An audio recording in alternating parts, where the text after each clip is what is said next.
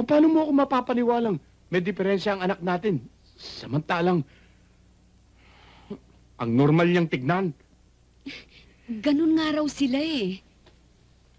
Matino sila at walang mali sa labas na anyo. Nasa loob eh, nasa isip. Naririnig niya tayo pero hindi niya tayo naiintindihan. Nabubuhay lamang siya sa kanyang sarili. Hindi niya tayo kilala dahil hindi siya marunong kumilala. Hindi siya makapagsalita dahil hindi niya alam kung ano sasabihin niya. Mike, kailangan natin maabot si Junjun. Kailangan natin sumama sa mundo niya bago natin siya mailabas at maisama sa mundong ginagalawan natin. Naririnig mo ba ang sarili mo, Mike, ha? pakinggan mo Naririnig muna. mo ba ang sinasabi mo? Parang mo na rin sinabing, psychopathic ang anak ko. Hindi nga siya normal eh. Si Lina naman eh. Ano ko ba si Lina? Tigilan mo ako. Mag-isip ka nga. Mike, mag-isip ka. Ilang taon na si Junjun? Ni minsan ba narinig mo siya magsalita? Ni minsan ba nakita mo siyang tumitig sa mata mo ng diretsyo? Sabihin mo nga sa akin. Ngayon sabihin mong normal ang anak mo. Mike!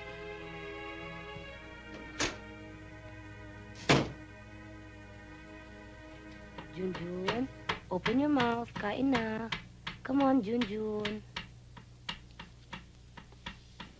Junjun, stop it.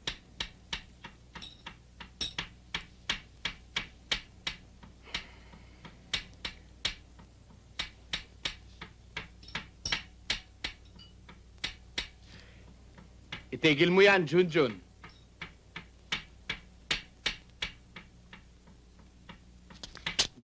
Hindi ka ba talaga titigil? Look at me. Hindi ka naman naiintindihan yan eh. May sakit siya. Ikaw ang dapat umunawa sa kanya. Ano ka ba? It's okay. It's okay. Domingo, iwan mo na si Mary. Iwanan mo na si Mary para tumahimik na ang buhay natin. Sige na. Ay, wag na! Ikaw! Wala ka nang ginawang batid mo kundi sirain ang buhay ko! Yan! Kanyan! Di na kayo nadala! Ang titigas ng ulo nyo! Kapag hindi nyo ako tinigilan, iiwanan kayong lahat! Mga walang niya kayo! Okay na ho, Mrs. Roberta, malubha ang sakit ng nanay mo. Kailangan ipagbawal sa kanya ang mapagod at mabigat na trabaho. Ano pong sakit ng nanay ko? TB, tuberculosis.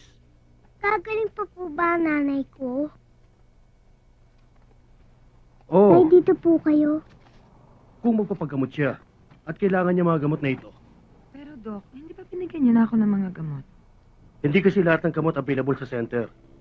Kaya, may mga dapat pa kayong bilhin. Ako nang bahala dito, Nay.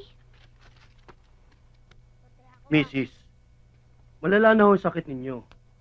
Kung ayaw ninyo magpa-confine, importante na mainom niyo ang gamot na inireseta ko. Halika na, boy. Ayoko, ate. Naglalaro pa ako eh. Hindi nga pwede. Simula ngayon, ikaw na ang nurse ng nanay. Ano yung nurse? Yung mag-aalaga kay nanay. Ah, kayang-kaya ko yun. Sige na.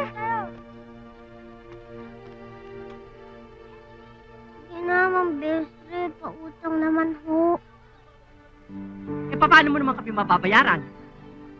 Atay mo kayo, danda ko magpatalo sa ding eh. Oo nga. Namimihasa kayo. So nga, pautang naman oh. Kailangan lang ng gamot ng nanay ko. Sus Mario Josep ah. Aga-aga mana sa utang-utang ah. Mabuti pa alis na. Ihabang nito. Ano bulong-bulong mo? Palimos po!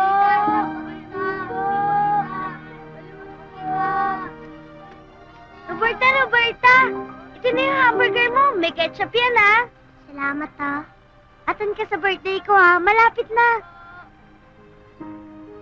Okay ka lang? Kasi, Pinky, sana pahiram ng pera. Sige na, bye-bye, bye-bye! Bakit pang hirap-hirap makahanap ng taxi dito? Di ganito sa Tokyo, ah. Dali, tatawag kita. Sasama na ako sa'yo. Kala ko ba may kasama ka ngayong gabi. Ewan ko ba, parang magkaka-flu kasi ako eh. Siguro naman dapat alagaan ko ng katawan ko. Dahil sa ganitong klaseng trabaho, kapag nagkasakit ka, abay walang papasok na pera. Kapag naman wala kang naipon, edi patay. Para hindi ka mahirapan, Des, mas mabuti mag-asawa ka na. Eh sino naman kaya magkakamaling magpakasal sa akin? Kung lilinga ka lang ng mabuti, makakakita ka dyan ng gusto mo na. Gusto ka pa. Eto lang naman ako sa harap mo. Magkababayan tayo. Magka-eskwela pa tayo noon. Friends tayo, hindi tayo talo. Gusto ko more than friends eh. Ang hirap kasi sa'yo, ang akala mo mayaman lang ang pwede magpaligaya sa'yo. Bakit may mga asawa ng milyonaryo? Toby, kilala mo ang pagkatao ko. Alam mo kung anong kinabubuhay ko.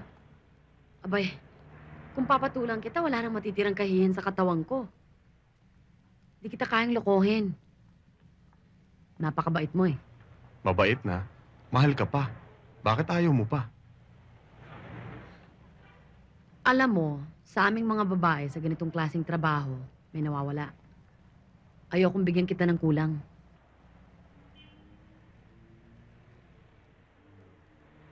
Oh, yaman din lang at mabait ka sa akin. Pwede ba ihatid mo ako? Pwede ba naman ako tumanggi? Umaga na eh.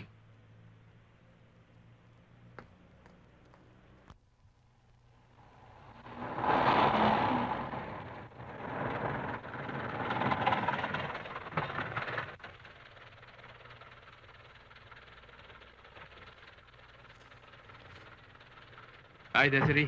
Pare. Anong ginagawa mo dyan, pare? Toby, umuwi ka na. Madaling araw na rin eh. Teka. Kanina uuwi na ako. Niyaya mo ako. Tapos ngayon Thank you, Toby. Okay?